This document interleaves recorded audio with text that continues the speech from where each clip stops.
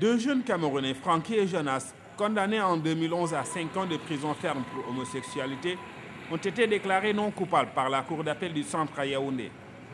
Pour Alternative Cameroun, une ONG créée en 2006 pour défendre les droits des minorités sexuelles, cette décision est une victoire de longue lutte.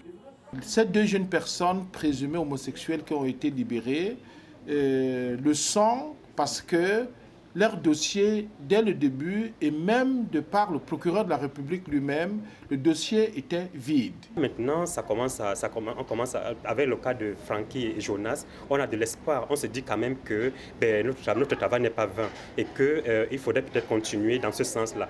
Selon le réseau des défenseurs des droits de l'homme en Afrique centrale, les formalités administratives pour leur libération sont avancées et les deux jeunes pourront quitter la prison de Koundéguy à Yaoundé en début de semaine.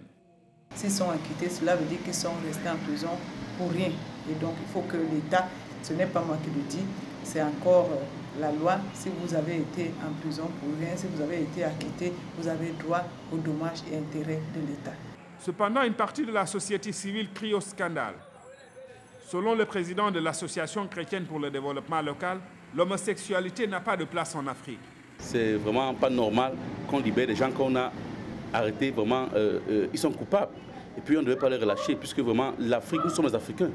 Les Africains, ils ont une culture vraiment très profonde et nous avons certaines valeurs à préserver. En 2011, 14 condamnations pour homosexualité ont été prononcées au Cameroun.